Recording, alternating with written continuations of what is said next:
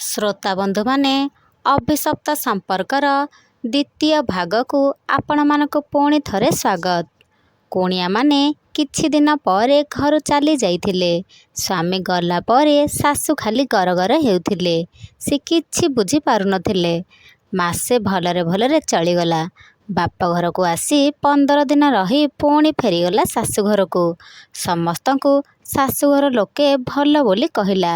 ତା କଥା ଶୁଣି ବାପା, ମା, ଭାଇ, ଭାଉଜ ଓ ନାନୀ ଭାଇନା ସମସ୍ତେ ଖୁସି ହେଲେ। ପ୍ରଥମ ଥର ଅପେକ୍ଷା ଦ୍ୱିତୀୟ ଥର ଶାଶୁଘରକୁ ଗଲା ପରେ ଲିତୁକୁ ସବୁ କେମିତି ଅଲଗା ଅଲଗା ଲାଗିଲା। ତାକୁ ଶାଶୁ ବହୁତ କଠୋର ଲାଗିଲେ। ଶାଶୁ ଲିତୁକୁ କହିଲେ, ଦେଖ ବୋହୂ, ଆମ ଘରେ ମାତ୍ର 5 ଜଣ ଲୋକ। ଚାକର ବାକର କାହିଁକି ରଖିବା? ତୁ ଏଥର ବାସନ ମଜା, ଘର ସଫା, ଲୁଗା ସଫା ଓ ରୋଷେଇ ନିଜେ ବୁଝିବୁ। ମୁଁ ସବୁ ଚାକରମାନଙ୍କୁ କାଢ଼ି ଦେଇଛି। ହଠାତ୍ ଏଭଳି ତାଙ୍କର ପରିବର୍ତ୍ତନ ଦେଖି ସେ ଆଶ୍ଚର୍ଯ୍ୟ ହୋଇ ଯାଇଥିଲା।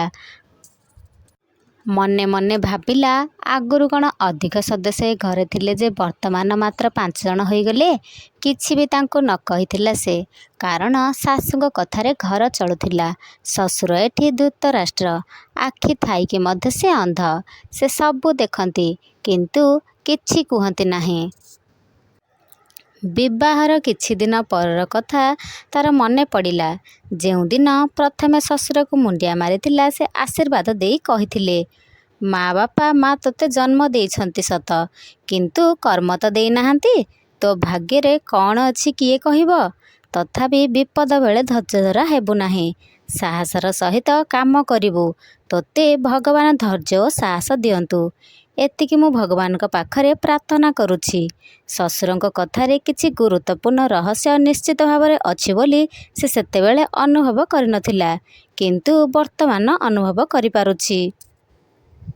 ଲିତୁକୁ ଆଉ ସମୟ ଟିକେ ମିଳୁନି। ସକାଳୁ ଉଠି ଘର କାମରେ ନିଜକୁ ନିୟୋଜିତ କରି ଦେଉଛି। ସ୍ୱାମୀ, ବାପଘର କଥା ମନେ ପକାଇବାକୁ ସମୟ ନାହିଁ। ଏ ଭିତରେ 2 ମାସ କଟିଗଲାଣି। ସ୍ୱାମୀଙ୍କର ଚିଠି କି ଆସିବାର କୌଣସି ସୂଚନା ସେ ପାଇପାରୁନି। ହଠାତ୍ ଦିନେ ଝଡ଼ ପରି ତା ରୁମକୁ ଶାଶୁ ଚାଲି ଆସିଲେ। ତାକୁ ଭିଡ଼ି ନେଲେ ବାହାରକୁ। ଚିରା ଲୁଗାଟେ ଦେଲେ ପିନ୍ଧିବାକୁ। କହିଲେ, ତୁ ଆଜିଠାରୁ ଏମିତି ଲୁଗା ପିନ୍ଧିବୁ। ବେଶପଟାର କିଛି ଆବଶ୍ୟକ ନାହିଁ। ଗହଣା ସବୁ ଖୋଲିନେଲେ। ଲିତୁର ଆଖିରୁ ଥପ ଥପ ହୋଇ 2 ଟୋପା ଲୁହ ଗଡ଼ି ଆସିଲା।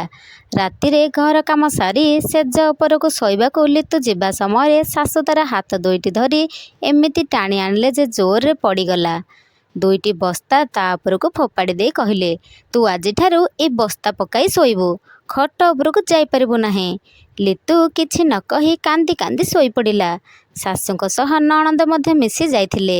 ସେ ନିଜେ ମଧ୍ୟ କିଛି ବୁଝିପାରୁନଥିଲା। କେଉଁ ଜନ୍ମର ପାପର ଫଳ ଆଜି ଭୋଗ କରୁଛି ବୋଲି ମନେ ମନେ ଭାବୁଥିଲା।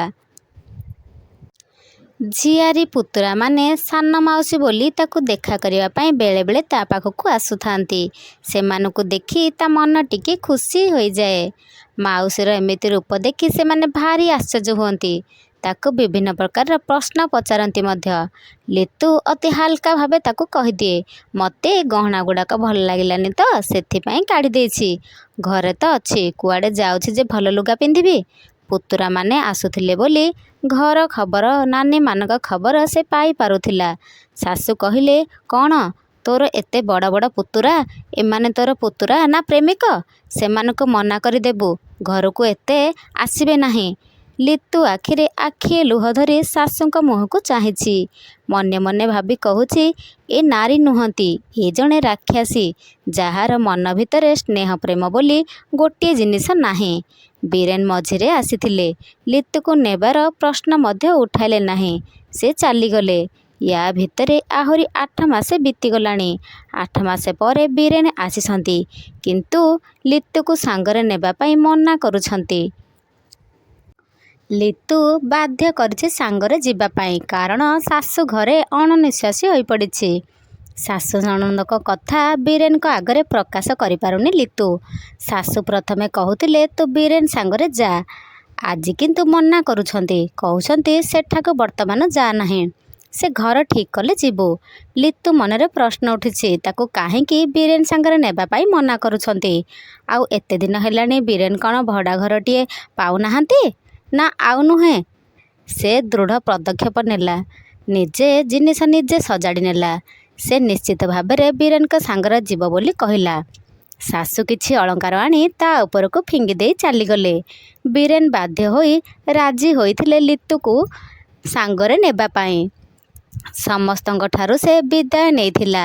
ଶାଶୁ ରାଗରେ କିଛି ବି କହୁନଥାନ୍ତି। ଶ୍ୱଶୁରଙ୍କ ପାଖରୁ ବିଦାୟ ନେଲାବେଳେ ସେ କହିଲେ, ମା, ଏ ନର୍କରୁ ଯାଉଛୁ, ଆର ନର୍କରେ ରହିପାରିବୁ ତ? ଭଗବାନ ତୋର ମଙ୍ଗଳ କରନ୍ତୁ, ତୋତେ ସାହସ ଦିଅନ୍ତୁ। ବୀରନକୁ ସେ ନର୍କରୁ ଉଦ୍ଧାର କରିବୁ ମା, କହି କାନ୍ଦି ପକାଇଥିଲେ। ଲିତୁ କିଛି ବୁଝିପାରୁନଥାଏ। ଶ୍ୱଶୁରଙ୍କୁ ପଚାରିବ ବୋଲି ଭାବୁଥିଲା, କିନ୍ତୁ ଶାଶୁଙ୍କ ଭୟରେ କିଛି ପଚାରିଲା ନାହିଁ। ଶାଶୁଘର ତ ତା ପାଇଁ ନର୍କ ଥିଲା, ସେଠି ପୁଣି କି ନର୍କ? ମନଟା ତାର କେମିତି ଗୋଳେଇ ଘାଣ୍ଟି ହେଲା। ବୀରେନଙ୍କ ମୁହଁକୁ ସେ ଚାହିଁଲା। ଶ୍ୱଶୁରଙ୍କ କଥା ଶୁଣି ତାଙ୍କ ମୁହଁ ଲାଲ ପଡ଼ିଯାଇଥିଲା।